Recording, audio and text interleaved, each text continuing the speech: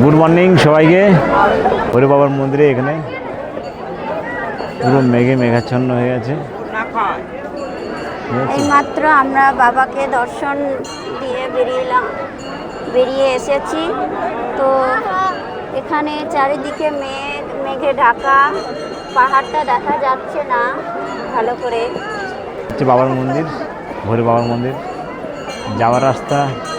ওখান থেকে ওদিক দিয়ে প্রবেশ করা যায়, আবার ওই সামনে গিয়ে জুতো রাখা যাবে। আর ওই রাস্তা দিয়ে পুরোপুরি আবার কাটরা যাওয়া যায়, কিন্তু যেহেতু ওই রাস্তা দিয়ে আমি যাইনি, সেখানে যাচ্ছি না। অর্ধকুমারী পাশ থেকে ওইটা রাস্তাটা বেরোবে। এই যে ভৈরব বাবার এখান থেকে আবার কাটরার উদ্দেশ্যে আমরা আবার রওনা হলাম। আমরা কালকে এসেছিলাম, কালকে মোটামুটি 7:30টার দিকে বেরিয়েছি। এখানে এসে পৌঁছলাম কটায়, ওই মোটামুটি 1:30 নাগাদ পৌঁছলাম। তারপর আবার সকালবেলায় ভোর বাবার এখানে আসলাম, হিসেবে ডাইরেক্ট একেবারে পুরো কাটরা যাব। এই বাঁদর মামার থেকে কিন্তু খুব সাবধান। এই যে দেখে আছে কার কি নেবে, মোবাইলটা স্ট্যান্ডের মধ্যে করে নেওয়াই ভালো, নইলে হাতের থেকে নিলে কেড়ে নিয়ে চলে যাবে। এই যে passenger ropeway, cash counter. Ropeway যেতে গেলে করতে টিকিট কাটতে হবে। এই মন্দির থেকে বেরিয়ে এই বাম সাইডে টিকিট কাউন্টার আছে স্টেশনে। আমরা তো হেঁটেই যাবো, তাই রোপওয়ে চললাম না। আগেবার রোপওয়ে করে এসেছিলাম। এই যে এখানে লাইন পড়েছে, এখান থেকে প্রসাদ নিলেই হয়ে যাবে। তবে এখানে ভাড়াই বেশি পাওয়া যায়, খরচর নেই কিন্তু। আর ওখানে যে অমরনাথের ওখানে মানে সব খরচরই ভর্তি, ভাড়া না, ওগুলো খরচর। এখানে মেডিসিন পাওয়া যাবে। আর যে টয়লেট, জেন্টস টয়লেট আছে, লেডিস টয়লেট এখানে আছে। এবার আমরা নিচের দিকে যাচ্ছি। এরকম পাওয়া যাবে বাচ্চাদের জন্য। নিচে চললাম। এই যে তো জল ছিল না তো তখন। এই জলগুলো পাহাড়ের জল, পাহাড় থেকে নেমে আসছে। যখন এখন এই একটা ছোট বাঁদর নিয়ে নিচ্ছিল আমার ফোনটা। আমার ম্যাডাম বলে ঘুম পেয়ে যাচ্ছে।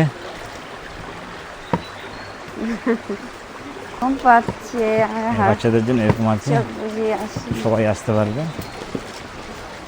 এখান থেকে। ওই যে নামটা বললাম, আবার ওইদিকে যেতে হবে। তবে সিঁড়ির থেকে এই ভালো, ছোটো ছোটো স্টেপ ফেলে যাওয়া যাবে, নইলে খুব প্রবলেম হয়ে যাবে। যদি সিট টান যদি ধরে নেয় তখন কিন্তু মুশকিল হয়ে যাবে। মায়ের আশীর্বাদ নিন। ज़्यादा दूर नहीं है, যারা পারবে না তারা এবং ভাড়াতে করে চলে আসবে, কোনো অসুবিধা নেই। সব রকম ব্যবস্থা আছে, পালকি আছে, ঘোড়া আছে। আর আপাতত তো এখানে এই দুটোই দেখছি। পালকি আছে, ঘোড়া আছে, বাচ্চাদের নিয়ে যাওয়ার গাড়ি, ও ঠেলা গাড়ি, ও বড়দেরকেও নিয়ে আসা হয় এটা দিয়ে।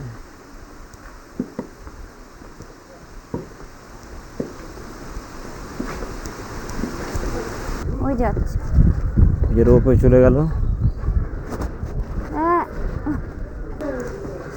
এরকম বসার জায়গা অনেক আছে, কষ্ট হয়ে গেলে বসতে হবে। আর এই যে সিঁড়ি, এই পর্যন্ত নামলো, সিঁড়ি দিয়ে নামা যায়। আবার এই যে সিঁড়ি নামছে নিচের দিকে, আবার যাওয়া যাবে, পুরো শর্টকাট হয়ে যাবে। খুব তাড়াতাড়ি যেতে হবে, কিন্তু আমরা সিঁড়ি দিয়ে নামবো না, আমরা ছোটো ছোটো স্টেপ নিয়ে এই রাস্তা দিয়েই নামবো। ভিউজ দেখতে দেখতে দেখতে দেখতে আমরা নিচের দিকে নামবো। এটা তো হারানোর ইয়ে নেই। সিঁড়ির পথটা ধরলাম, দেখি কতটা কি করা যায়। এত সুন্দর সৌন্দর্য।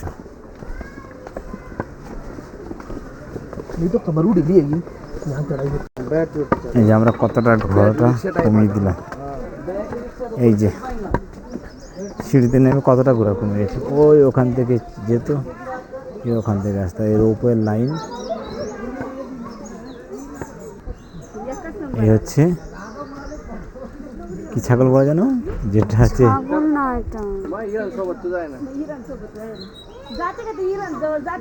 এটা জঙ্গলেই থাকে। বলো, জঙ্গলে একটা পশু দেখা গেছে, এই যে তুলেছে ছবি। হ্যাঁ।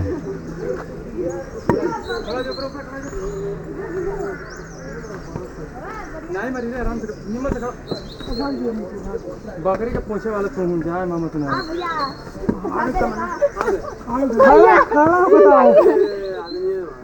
खड़ा होगा था बन रहे नहीं चढ़ खड़ा भैया नहीं, बहन बोलो, দিদি বলো দিদি। এই যে বাবার মন্দির এইদিকে আর গুহা এইদিকে, আর ওই দিকটা ভালুক বেরিয়েছিল না। প্রকৃতির দৃশ্য দেখাবো, শুধু পাহাড় পাহাড় পাহাড়। এই পাহাড় আমার খুব ভালো লাগে, এই পাহাড়ের টানে চলে আসি বারবার। সুন্দর দৃশ্য। মাঝখানে যাওয়া দুষ্করম, তাহলে পড়ে গেলে মাথা ফেটে যাবে। আসো, ধরেই নামতো। আমরা এই জঙ্গলের মধ্যে থেকে নামছি, আর অনেকে জঙ্গলের উঠছে, বাচ্চারা সব লাফাতে লাফাতে উঠছে। সব জায়গা থেকে মানুষ আসে এখানে।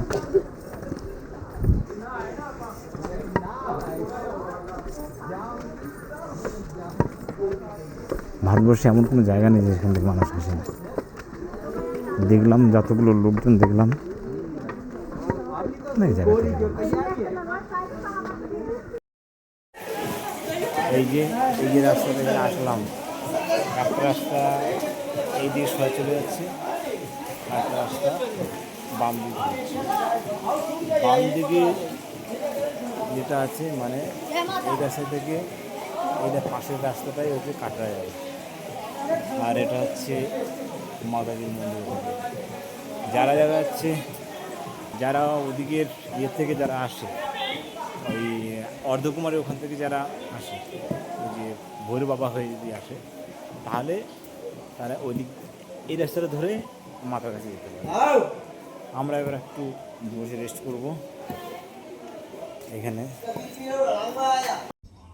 এখানে আমরা একটু রেস্ট নিলাম, রেস্ট নিয়ে চতুর্দিকে দৃশ্য দেখলাম। আর ওই যে সামনে দেখা যাচ্ছে ওইটা হচ্ছে মাতা বৈষ্ণোদেবীর কাটরা, মাতা বৈষ্ণোদেবীর ধাম ওটা।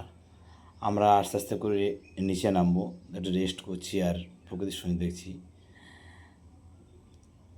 চতুর্দিকে মানে মেঘাচ্ছন্ন করে আছে এবং পাহাড়ের সঙ্গে এই রোপ, এই যে মাতা বৈষ্ণোদেবীর ধাম দেখা যাচ্ছে, ওদিকে যাবে।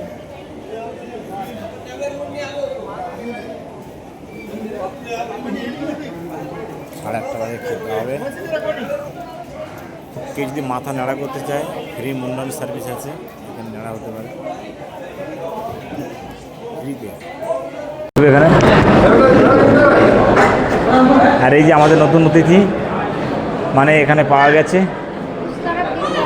বৈষ্ণব মাতা মন্দিরের এখানে পাওয়া গেল, হারিয়ে গেছিলো।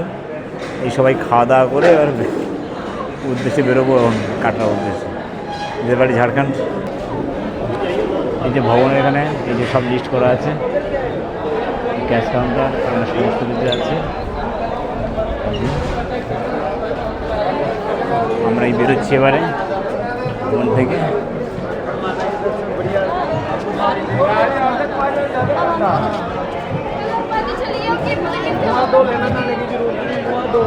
চললাম কাটার উদ্দেশ্যে, চললাম।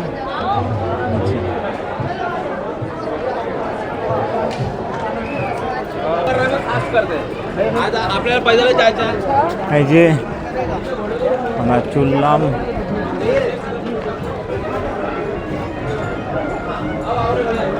ব্যাগপত্র নিয়ে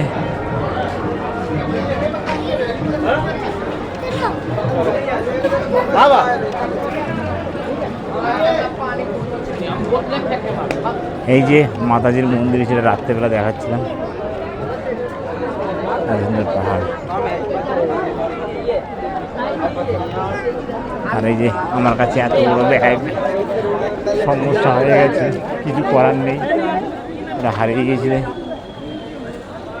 যাক, ফোন করে ওর নাম্বার নিয়ে পেলাম, ওর স্বামীকে পেয়েছি। এখন একটা বাচ্চা হারিয়ে গেছে, বাড়ির পাশের বাচ্চাটা পাবে কিনা, কখন পাবে জানি না। ওর ওয়াইফকে নিয়ে আমরা চলে যাচ্ছি, আমরা যেখানে আছি সেখানে। ওর স্বামীর সঙ্গে যোগাযোগ করা হয়ে গেল, খাওয়া দাওয়া করে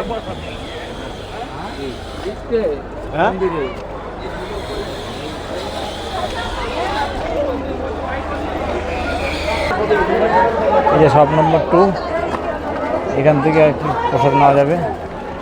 এখান থেকে প্রসাদ নিয়েই ঢুকবে। কোথায়? হ্যাঁ, খাইনি।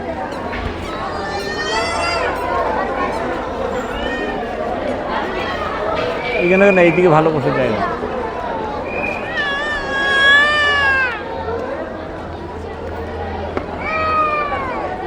এই যে প্রভাতী ভবন, এইসবগুলো পার করে চলে যেতে হবে। দুর্গা ভবনের কাছ থেকে ঢুকতে হবে, তবে ভালোভাবে তাড়াতাড়ি যাওয়া যাবে। এই যে আমাদের একটা বাচ্চা পাওয়া গেছে, মানে বাচ্চা পাওয়া গেছে, বাচ্চার মাও পাওয়া গেছে আমাদের ইয়েতে, বৈষ্ণোদেবী যাত্রার উদ্দেশ্যে। তাই এদেরকে নিয়ে যাচ্ছি। এই যে বাচ্চার মা, এই যে বাচ্চা, আমাদের ম্যাডাম বাচ্চাটাকে নিয়েছে। আর এই যে এদের ব্যাগ, বইতে বইতে অবস্থা খারাপ হয়ে যাচ্ছে। এই যে দেখ, কান্নাকাটি করছিল, জিজ্ঞাসা করলাম, জিজ্ঞাসা করার পরে তাদেরকে আশ্বাস দিলাম যে কোনো অসুবিধা নেই, একদম পুরো বাড়ি পর্যন্ত পৌঁছে দেওয়া যাবে, চিন্তা করতে হবে না। তারপর চুপচাপ হলো। যাক, ভগবানের কাছে যে আসে সে কোনো ফেরত দেয় না, কোনো না কোনো উপায় একটা বের হয়ে যাবে।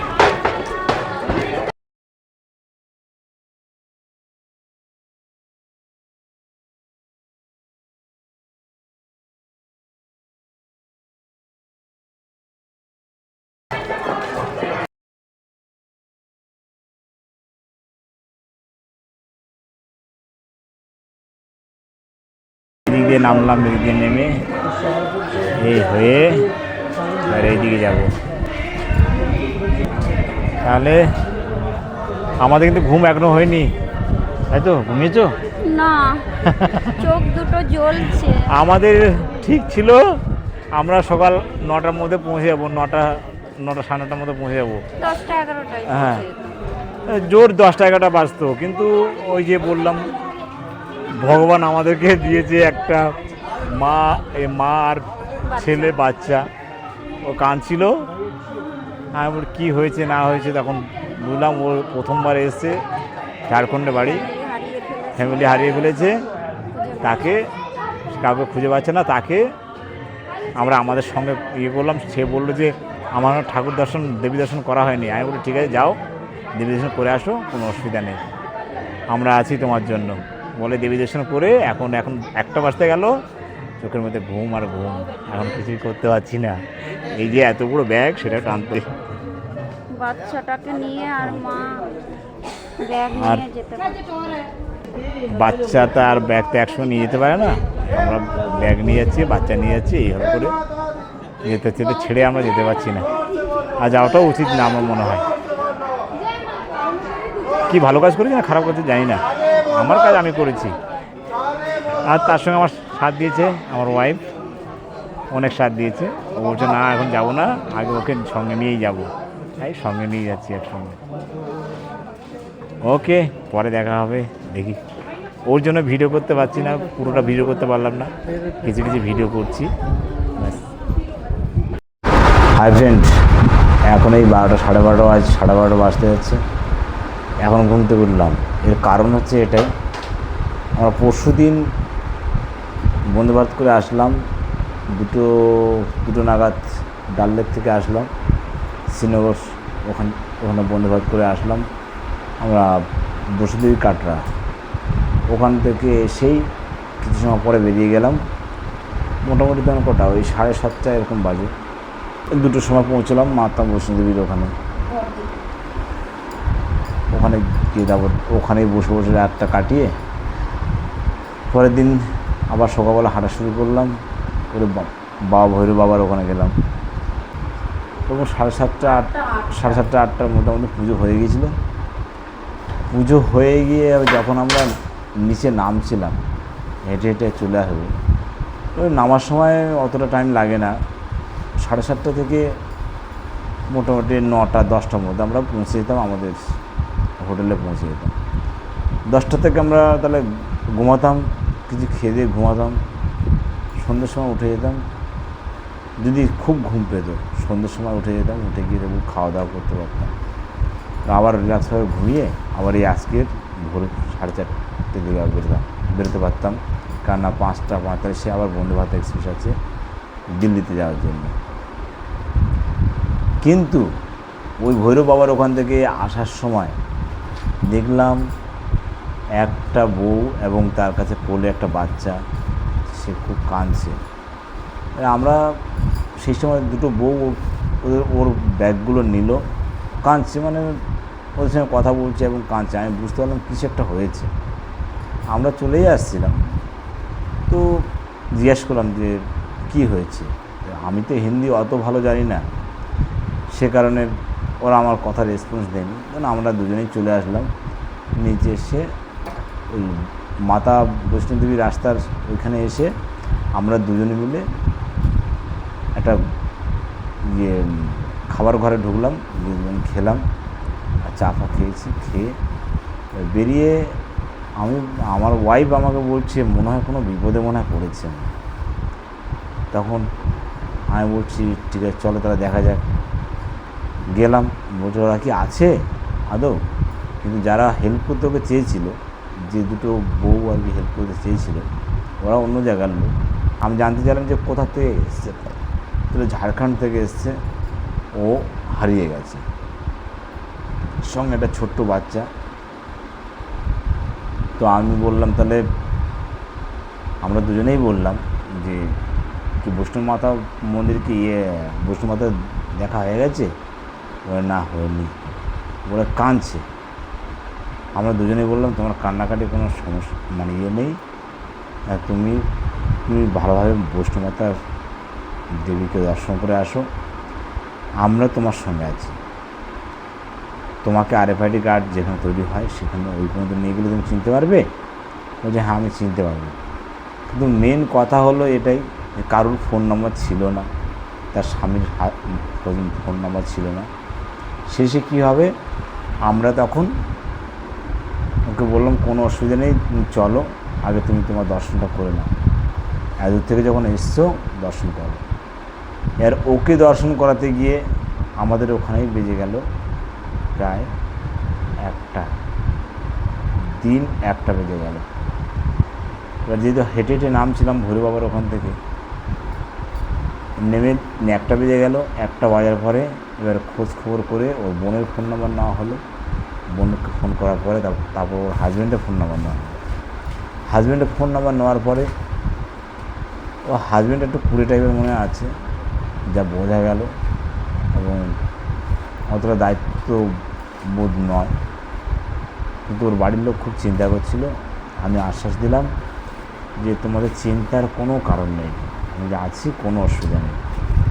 হয়তো মাতা বৈষ্ণোদেবী এই জন্যে হয়তো আমাদের ট্রেনে ছিল যে সারাদিন কষ্ট হওয়ার পরেও এবং শরীর খারাপ থাকা সত্ত্বেও আমাদের বৈষ্ণব যাত্রা করতে হয়েছিল। যাই হোক, সেটাই একটা পার্ট গেল।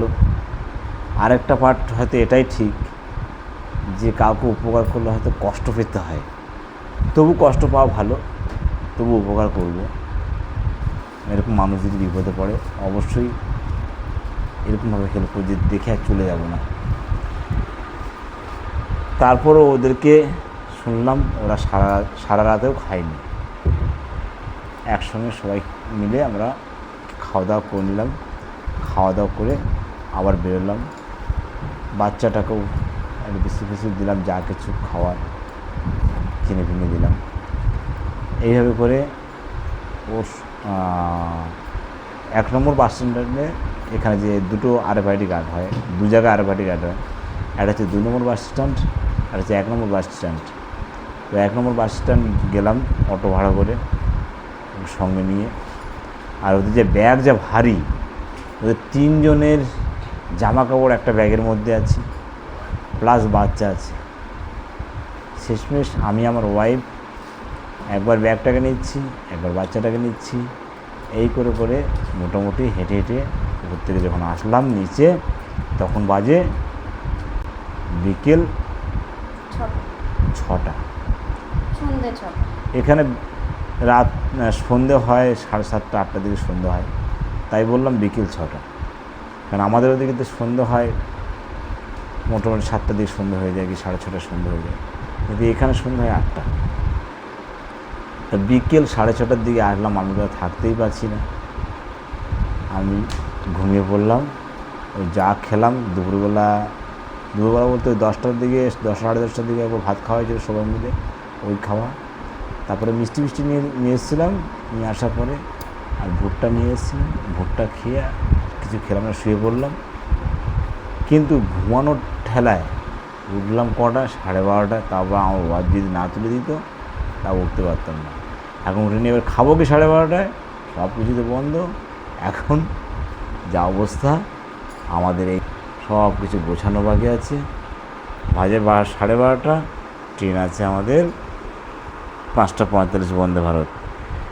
এবার কোনো গাড়ি ফাড়ি কিছুই বুক করা হলো না, কোনো কিছুই না। এখন জানি না এখন ভগবান কী করবে না করবে, এখন জানি না ভগবান কী করবে, আমাদের জন্য কী করবে। ওদের জন্য তো করে দিলাম, এখন আমাদের জন্য কী করবো ভগবান জানি না।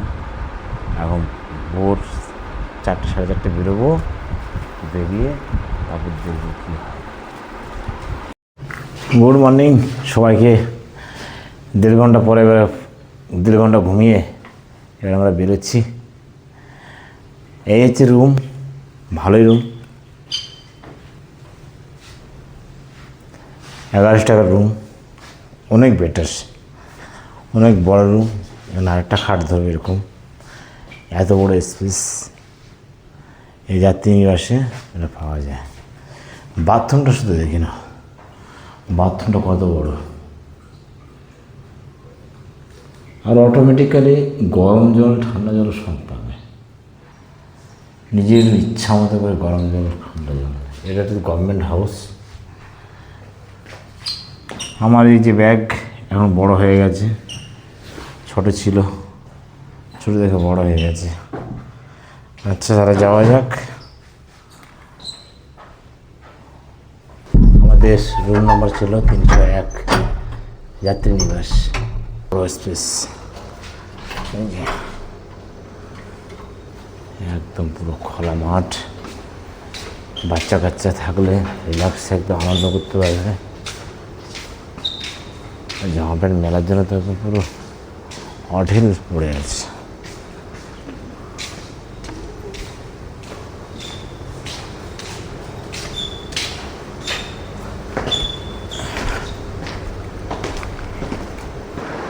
এই দাদাদেরকে আমরা অনেক ধন্যবাদ জানাচ্ছি, বাই জানালাম, ওরা অনেক কষ্ট করেছে।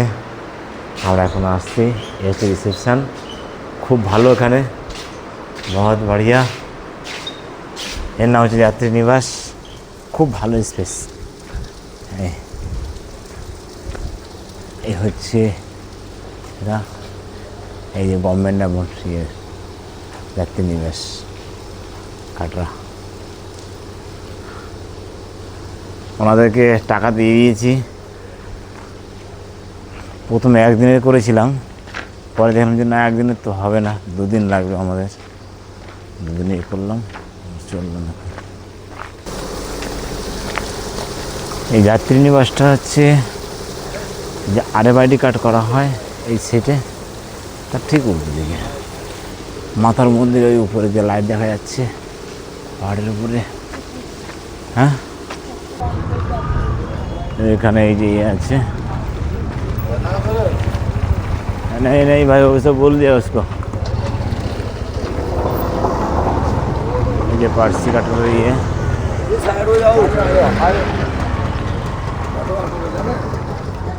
हाँ,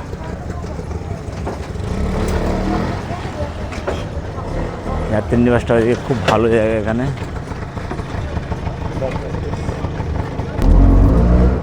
এই যে আরএফআইডি কার্ড এখান থেকে পাওয়া যায়। मोहन और दिखा सवारी आरएफआईडी कार्ड अब बिठा लो 2 गट की